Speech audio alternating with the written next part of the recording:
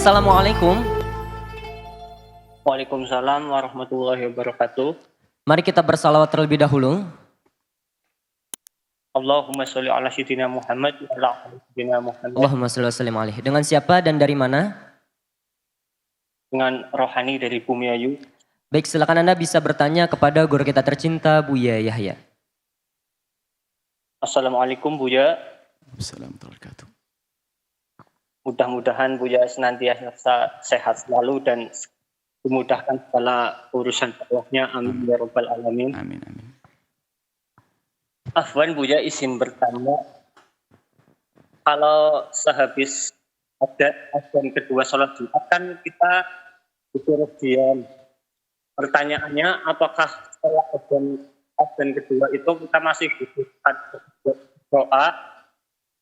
Terus yang kedua Buya, mengenai saya itu kan kalau terawih itu kadang suka terlelap gitu Buya, maksudnya terlelap, kalau orang Jawa bilang itu lali Buya, maksudnya itu batal atau tidak Buya? Gimana? Kalau terawih? Itu Buya, maksudnya kalau terawih itu kadang suka terlelap, maksudnya ketiduran Buya saat berdiri Buya. Itu batal napa mboten gitu Buya? Baik. Baik, insyaallah. Matur nuwun Buya. Sami-sami insyaallah. Baik, Assalamualaikum Waalaikumsalam. Yang pertama Pak tadi. Apakah azan kedua boleh berdoa, Buya? Baik, sini lah ya. Waktu khutbah, tugas pertama kita adalah mendengarnya. Adapun panjatan doa adalah di saat ada hubungannya dengan misalnya khatib menyebut apa, kemudian khatib mendoa, kita mengamini doanya. Jadi sebaik-baik amalan adalah mendengarkan khatib di saat khutbah. Adapun di saat dia berdoa, tentunya kalau menghabiskan waktunya dari awal akhir untuk berdoa, untuk membaca dzikir sendiri itu ya bukan amalan yang tepat dong kalau seperti itu. Kalau masalah keharamannya kan dalam madhab kita itu yang dikatakan tidak hanya diimbauan seperti itu bahwasanya itu. Kalau madhab lain mengatakan haram kita berbicara omongan manusia.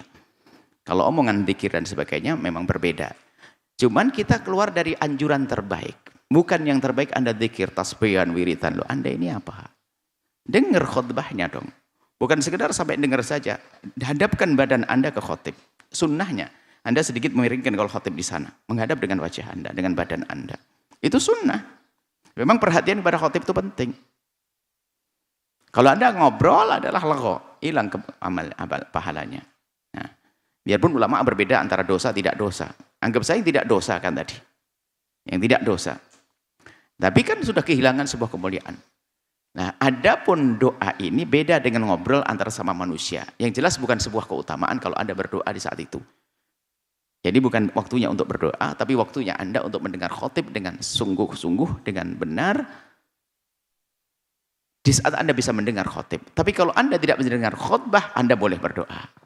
Mungkin ada, mohon maaf, sebagian tempat masjidnya nggak mau pakai mikrofon misalnya. Ya, yang di belakang akhirnya ini kalau tidak berdoa ya ngobrol sama temannya kan begitu. Atau mikrofonnya mati. Maka kalau Anda bengong doa nanti enggak. Ya Anda boleh saat itu Anda memohon kepada Allah. Karena memang tidak mendengar khutbah. Jadi supaya tidak menjadi orang yang berbincang-bincang kepada lainnya. Ini yang adalah masalah doa.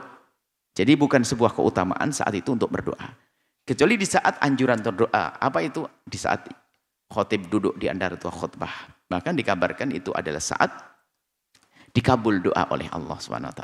Antara dua khutbah itu, waktu duduk itu saat istimewa Anda memohon saat itu. Kenapa? Khotib dia memberikan kesempatan kepada Anda untuk Anda berdoa sesuai dengan keinginan Anda. Kemudian yang kedua adalah salat tarawih dan tersalah. Jadi begini loh. Kan sudah ulama mengatakan ya, kalau ketiduran kan tidur nggak membatalkan. Tidur itu tidak membatalkan sholat. Karena pada zaman Nabi ada orang tertidur. Tapi itu ada pembahasan yang membatalkan wudhu. Nggak dibahas pembahasan sholat. Jadi yang membatalkan wudhu.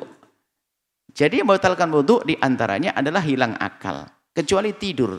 Tidur itu tidak membatalkan wudhu kalau tidurnya adalah tidur posisi benar. Mumakin mak'adahu. Posisi duduk. Sehingga posisi duduk begini ini adalah posisi yang tidak membatalkan wudhu biarpun nyandar. Seandainya sandarnya ditarik dia jatuh, tetap enggak batal. Kenapa? Posisi ini adalah ada pada zaman Nabi. Nabi sholat isya itu telat. Bukan telat, memang begitulah Allah wahyukan kepada Nabi untuk menunda. Sehingga menunjukkan waktu isya itu panjang. Sampai sahabat Nabi ngantuk, ngedengkur sampai tidurnya itu ngedengkur sampai dikatakan dagunya jatuh ke dada.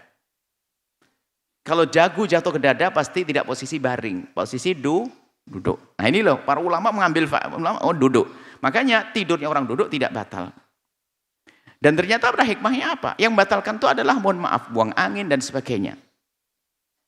Ternyata kalau kita cari hikmahnya, kalau orang duduk kan bika usyah, namanya mata ini adalah pengikat mohon maaf, jalur belakang itu. Kalau mata melek itu ya mungkin terpantau keluarnya angin itu. Tapi kalau sudah mata tidur tuh nggak ada yang tahu kalau keluar. Dan ternyata mohon maaf ini cara hikmahnya di balik fikih mungkin tidak elok, tidak indah sedikit, tapi kenyataannya. Kalau orang dalam posisi duduk ini mantap, aman, angin tidak akan keluar. Kalau Anda memaksakan keluar tanpa Anda pindah posisi akan menjerit itu angin. Dalam posisi seperti ini, lihat, kalau kita pelajari hikmah fikihnya, oh gitu ya. Hikmah, ya dah. Kenapa tidak batal? Memang susah kalau Anda posisi duduk nggak bisa buang angin, susah. Jadi terjaga. Berarti sampai di situ. Kalau nggak duduk berarti batal wudhunya. Dia bisa menjawab. Anda sholat ketiduran waktu berdiri, wah kacau. Apalagi waktu sujud berantakan. Gitulah jangan. Jadi batal kalau Anda berdiri. Anda tidur tidak sholat saja menjadikan batal wudhu. Apalagi Anda dalam keadaan sholat. Itu saja. Jadi kita bawa kepada pemahaman yang lebih dalam lagi. Jadi kalau duduk begini tidak batal. Tapi kalau berdiri, rukuk, apalagi ketiduran waktu sujud, habis itu. Cuman karena nggak ada warnanya saja, nggak ketahuan. Itu saja. Semoga Allah memberikan kekhusyuan. Atau mana. Jadi pertanyaan-pertanyaan seperti itu memang ada. Mohon maaf, dah imamnya kepanjangan ketiduran. Ya. Baik ada orang itu Masya Allah itu pengantin baru. Mertuanya itu luar biasa terkagum-kagum sama menantunya itu. Habis isya itu subuh tuh baru selesai sholatnya. Rupanya hebat, kagum luar biasa.